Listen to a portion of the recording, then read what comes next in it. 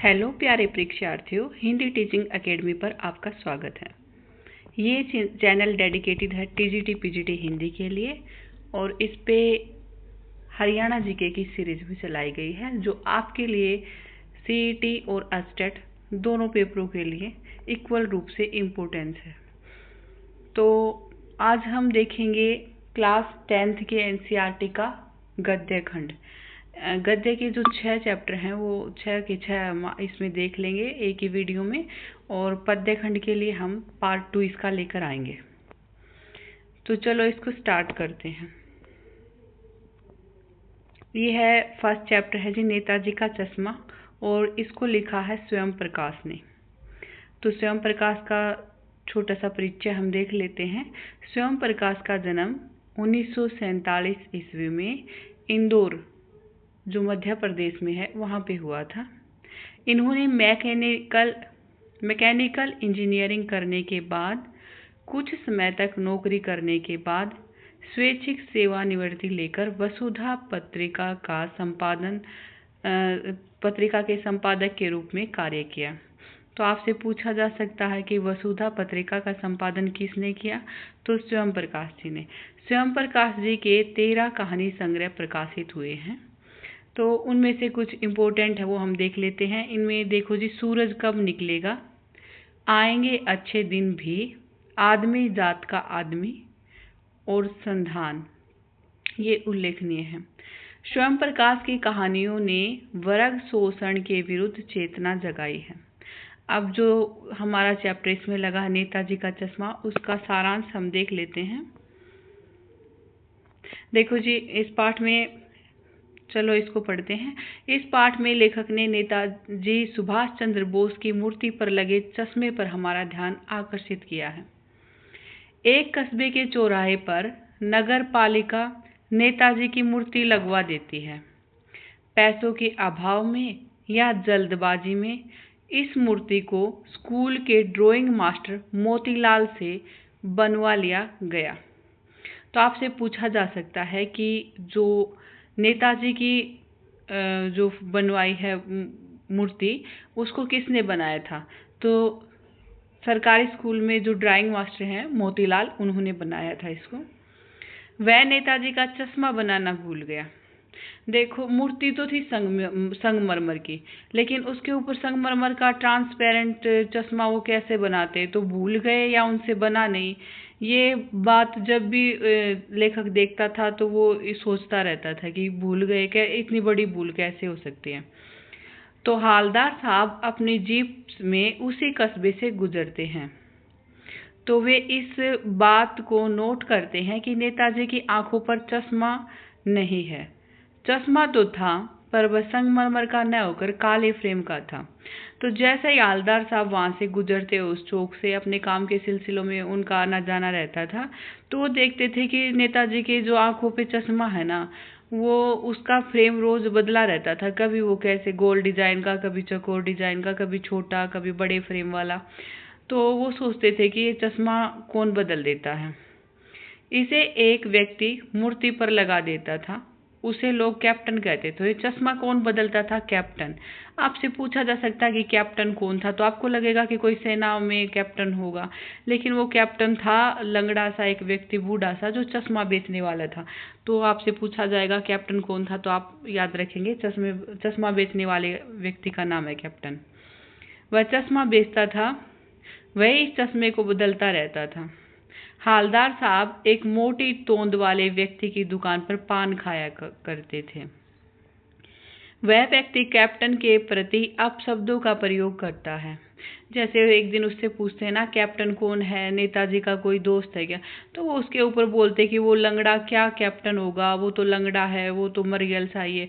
तो ऐसे गलत शब्दों का वो इस्तेमाल करते हैं। तो एक दिन कैप्टन मर जाता है। अब समस्या आती है कि मूर्ति पर चश्मा कौन लगाए। हालदार साहब एक दिन देखते हैं कि कुछ लड़कों ने मूर्ति की आंखों पर सरकंडे का चश्मा बनाकर लगा दिया। सरकंडा वो होता है जी, कुछ घास टाइप का, तो वो चश्मा उस मूर्ति की आंखों पर लगा दिया। इससे हालदार साहब के मन में आशा बलवती होती है कि देश की नई पीढ़ी में अभी भी देशभक्ति की भावना कायम है। आगे हम देखते हैं जी अपना नेक्स्ट चैप्टर, जिसे लिखा है रामवृक्ष बेनीपुरी ने, और चैप्टर का नाम है बाल गोविंद भगत। ये है जी एक रेखा चित्र। तो इसको पढ़ने से पहले हम रामवृक्ष बेनीपुरी का छोटा सा परिचय देख लेते हैं। रामवृक्ष बेनीपुरी का जन्म 1899 ईस्वी में बिहार के मुजफ्फरपुर जिले के बेनीपुर नामक गांव में हुआ था। बेनीपुरी में इनका जन्म हुआ था ना, इसीलिए इन्होंने अपने नाम के पीछे है ना बेनीपुरी लगवाया है। माता पिता के निधन के कारण इनका बचपन गरीबी में बीता। 10वीं तक शिक्षा प्राप्त करने के उपरांत वे 1920 में राष्ट्रीय स्वतंत्रता आंदोलन से जुड़ गए। कई बार जेल भी गए। 1968 में बेनीपुरी जी का देहांत हो गया। जन्म कब हुआ था? 1899 में। मृत्यु कब हुई? 1968 में। बेनीपुरी जी ने 15 वर्ष की आयु में रचना करना आरंभ कर दिया था। उन्होंने अनेक पत्र पत्रिकाओं का संपादन भी किया। बेनीपुरी जी की प्रसिद्ध रचनाएं हैं पतितों के देश में, ये है जी इनका उपन्यास। अम्बपाली इनका नाटक है, और पैरों में पंख बांधकर ये यात्रा वृत्तांत है, जो कई बार पूछा जाता। अब हम जो बाल गोविंद भगत चैप्टर है इसका सारांश देख लेते हैं। तो पाठ का सार, यह रेखा चित्र है। इसमें लेखक ने बाल गोविंद भगत के जीवन का चित्रण किया है। बाल गोविंद गृहस्थ होते हुए कबीरपंथी सन्यासी का सा जीवन व्यतीत करते हैं। बाल गोविंद भगत मंझले कद के गोरे चिट्टे आदमी थे। उनकी उम्र 60 के ऊपर थी। बाल पक गए थे। इनका कद काठी पूछा जाए तो आप याद रखोगे कि मझोले कद के गोरे चिट्टे आदमी थे, और कैसे थे? कबीरपंथी सन्यासी थे। तो आगे देखते हैं हम। इनके बाल पक गए थे, कमर पे लंगोटी बांधे रहते थे, और गले में तुलसी की जड़ों की माला, और सिर पर कबीरपंथी टोपी पहनते थे।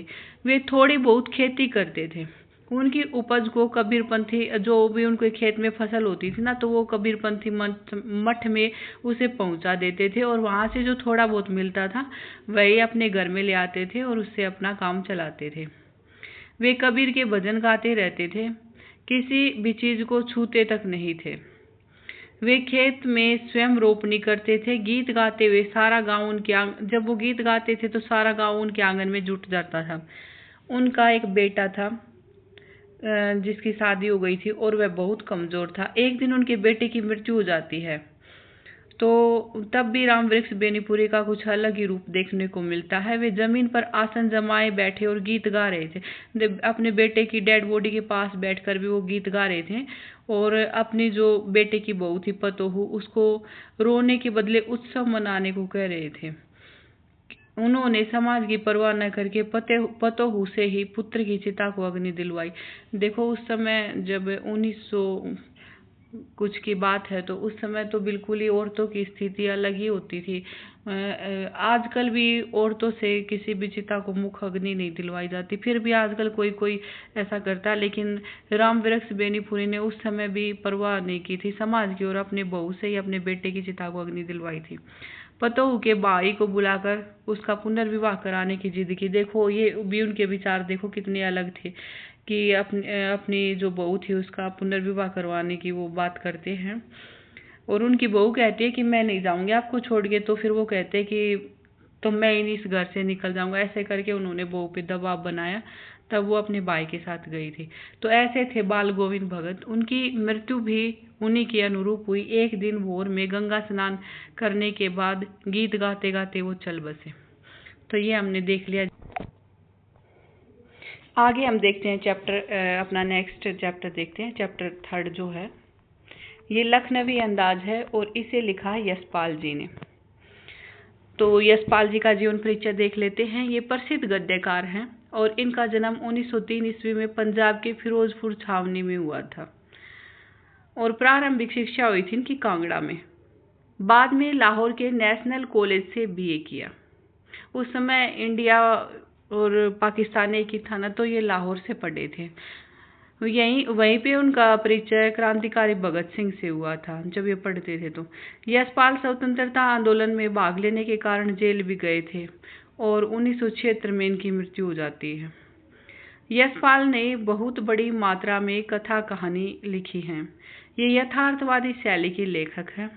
सामाजिक विषमता और रूढ़ियों पर इन्होंने करारे व्यंग्य किए हैं। इनकी प्रमुख रचना देख लेते हैं। ज्ञानदान, तरक का तूफान, पिंजरे की उड़ान, फूलों का कुर्ता और झूठा सच, ये इनका उपन्यास है ना, ये भारत पाकिस्तान विभाजन पे लिखा बहुत अच्छा उपन्यास है। तो अब हम पाठ का सार देख लेते हैं। इस पाठ में लेखक ने अपनी एक रेल यात्रा के बारे में बताया है। वह सेकंड क्लास के डिब्बे में चढ़ जाता है। वहां वह देखता है कि बर्थ पर लखनवी नवाब की मुद्रा में एक सफेद पोश सज्जन बैठे हैं। सामने 2 ताजे चिकने खीरे रखे हुए थे। तो जो लखनवी नवाब बैठा, उसने सामने 2 खीरे रख रखे थे और लेखक उसको देखता है, लेकिन वो लेखक की ओर ज़्यादा ध्यान नहीं देता। फिर भी उसे पता चल जाता है कि कोई दूसरा आदमी आ चढ़ गया। तो अब उसके सामने समस्या ये थी कि खीरे को खाए या ना खाए, और खाए तो कैसे खाए, क्योंकि ये उसकी शान के खिलाफ था। उन्होंने खीरे को धोकर तौलिए पर रखा, चाकू निकालकर फांके काटी, उन पर नमक मिर्च बुरकाकर फिर लेखक को खाने की फरमाइश की। लेखक ने मैदा कमजोर होने का बहाना बनाकर मना कर दिया। मैदा यानी पेट, कि मेरा पेट खराब है, तो ये कह के उन्होंने खीरा नहीं खाया। किसने? लेखक ने। नवाब साहब ने खीरे की फांकों को सूंघा और खिड़की से बाहर फेंक दिया। फिर स्वाद लेने का ढोंग किया, तौलिए से हाथ पोंछे। फिर नवाब साहब थककर लेट गए। वे खीरे की सुगंध और स्वाद की कल्पना करके डकार लेने का ढोंग करने लगे। तो इसमें इन्होंने लखनवी अंदाज दिखाया कि बिना ही खीरे खाए कैसे वो पेट भर गया उनका। अब अगला देखते हैं हम, चैप्टर नंबर 4 हमारा, एक कहानी यह भी, और इसे लिखा है लेखिका मनु भंडारी ने। तो मनु भंडारी जी का जीवन परिचय देख लेते हैं पहले। मनु भंडारी हिंदी की जानी मानी लेखिका हैं। इनका जन्म 1931 ईस्वी में गांव भानपुरा, जिला मंदसौर, मध्य प्रदेश में हुआ था। बाद में इनका परिवार अजमेर जाकर बस गया था।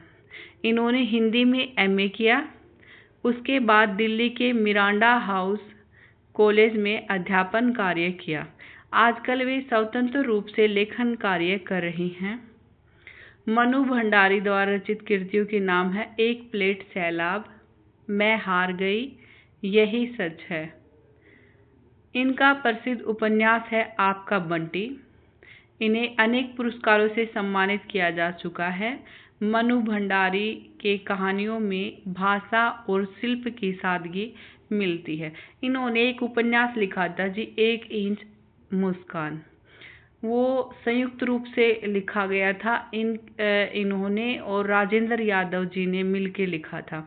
राजेंद्र यादव इनके पति थे, लेकिन बाद में इनका मनमुटाव हुआ कुछ, और इन्होंने विवाह, इन दोनों का विवाह विच्छेद हो गया। तो इनका संयुक्त रूप से उपन्यास आप याद रखेंगे, 1 इंच मुस्कान, जो मनु भंडारी और राजेंद्र यादव द्वारा मिलकर लिखा गया है। अब हम पाठ का सारांश देख लेते हैं। एक कहानी यह भी एक आत्मकथात्मक लेख है। इसमें लेखिका ने अपने बचपन और छात्रावास के दौरान की घटनाओं का वर्णन किया है। लेखिका पिताजी के साथ अजमेर के ब्रह्मपुरी मोहल्ले में एक घर में रहती थी।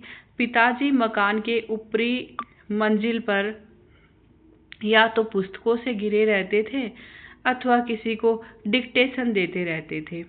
लेखिका की मां अनपढ़ थी और वे सदा पति और बच्चों के कामों में लगी रहती थी। पिताजी की आर्थिक अवस्था गिरावट की ओर थी, इसलिए वे शक्की स्वभाव के हो गए थे। लेखिका काले रंग की थी, अतः उनके व्यक्तित्व में हीन भावना की ग्रंथि समा गई थी। वे बचपन में दुबली पतली थी और उन्हें अपनी किसी भी उपलब्धि पर सहज विश्वास नहीं होता था। पिताजी से उनका वैचारिक संघर्ष चलता रहता था। 10वीं कक्षा तक लेखिका घर में होने वाली राजनीतिक बहसों को सुनती रही। लेखिका ही उनको चाय नाश्ता, जब पिताजी के पास राजनीतिक बहस करने कोई भी आते थे नेता वगैरह तो वो उनको चाय नाश्ता देती थी। तो पिताजी को उनका रसोई में जाना बिल्कुल पसंद नहीं था। पिताजी रसोई को बटियार खाना कहते थे। यहाँ से क्वेश्चन बन सकता है कि बटियार खाना क्या है, तो इस चैप्टर के अनुसार वो क्या है, रसोई घर है। बाद में वे उच्च कक्षा में इनका लेखिका का संपर्क होता है हिंदी प्राध्यापिका शीला अग्रवाल से। ये क्वेश्चन है ना जी, पीजीटी के 2020 के पेपर में पूछा गया था कि मनु भंडारी का किस हिंदी लेखिका से परिचय होता है जो उनको जो मनु भंडारी को लेखिका बनाने में मदद करती। तो ये शीला अग्रवाल है। शीला अग्रवाल ने लेखिका के साहित्य का अध्ययन का दायरा बढ़ाया। अब लेखिका स्वतंत्रता आंदोलन में बढ़ चढ़कर भाग लेने लगी। पिताजी को यह पसंद नहीं था। एक दिन प्रिंसिपल भी उनकी शिकायत करते हैं और उनके पिताजी को बुलाते हैं। बाद में पिताजी को अपनी पुत्री पर गर्व होता है जब उन्हें पता चलता है कि उनकी बेटी में कितनी अच्छी लीडरशिप क्वालिटी है, कितनी अच्छे से वो लोगों को संबोधित कर रही है। तो उनके पिताजी को बाद में उन पर गर्व होता है। अब देखते हैं हम जी चैप्टर नंबर 5 अपना, नौबत खाने में इबादत। ये यतेंद्र मिश्र का लिखा हुआ है।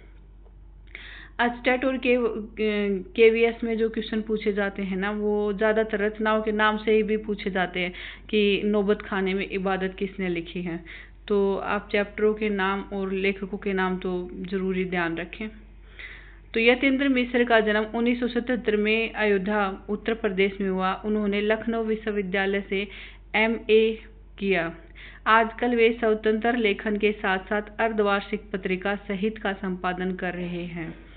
तो कौन सी पत्रिका का संपादन कर रहे हैं? सहित पत्रिका का। इनकी प्रमुख रचनाएं यदा कदा, अयोध्या तथा अन्य कविताएं, ड्योढ़ी पर आलाप आदि। इस युवा रचनाकार को अनेक पुरस्कारों से सम्मानित किया जा चुका है। अब पाठ का सार देख लेते हैं। उससे पहले एक बात बोलना चाहती हूँ, ये जो मेरी सीरीज़ है ये मेरे कुछ 10th क्लास के स्टूडेंट भी देखेंगे। तो बेटा आप ये मत सोचना कि मैम तो बहुत छोटा छोटा इसको एक्सप्लेन कर रही है, जितना डिटेल में हमें पढ़ाना चाहिए उतना नहीं। तो आप एक बार इसको, ये 15-20 मिनट की जैसी भी है, तो आप इसको सुन लोगे ना तो आपको पूरा गद्य और लेखक परिचय से आप परिचित हो जाओगे। मैं स्टेट के बाद हर चैप्टर को एक एक करके पूरे क्वेश्चन आंसर के साथ डिस्कस करके पढ़ा दूंगी।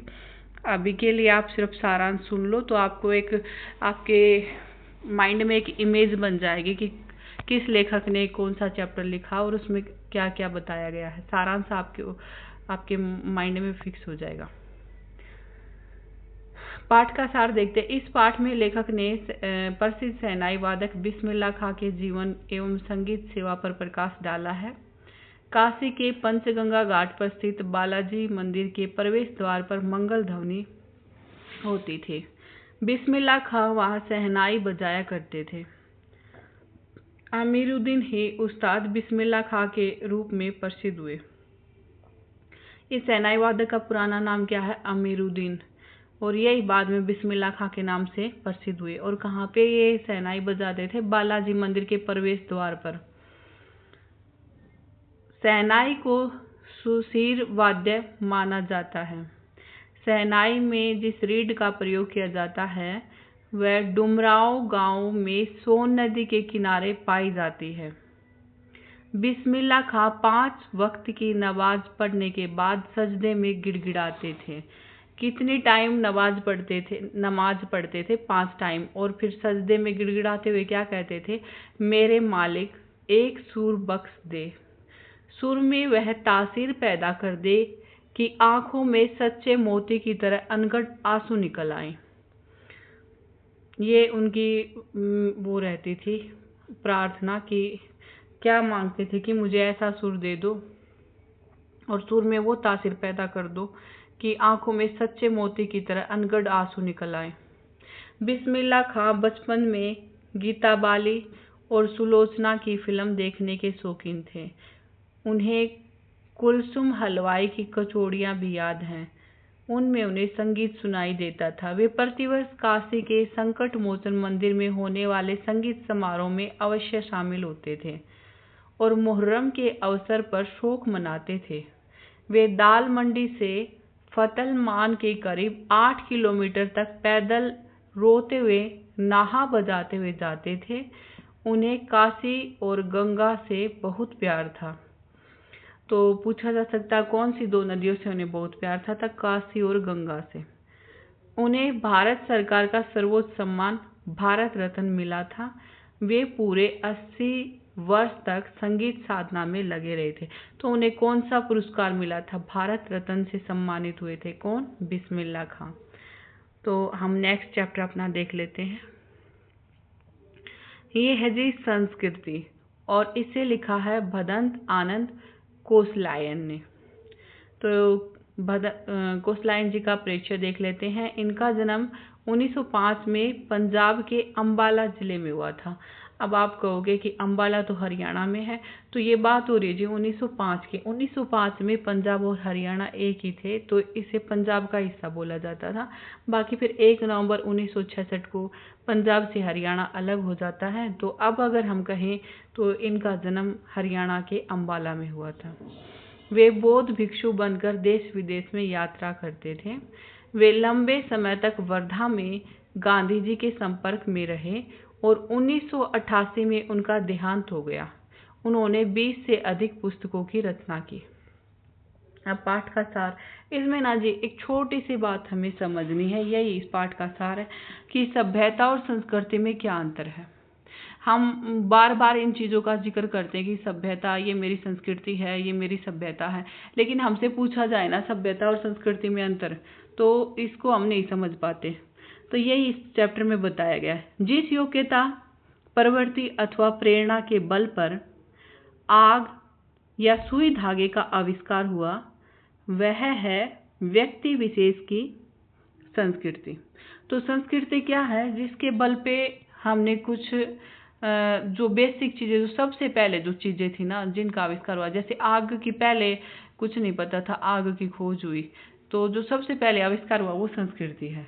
और उस संस्कृति द्वारा जो आविष्कार हुआ, जो चीज़ उसने अपने और दूसरों के लिए आविष्कृत की, उसका नाम है सभ्यता।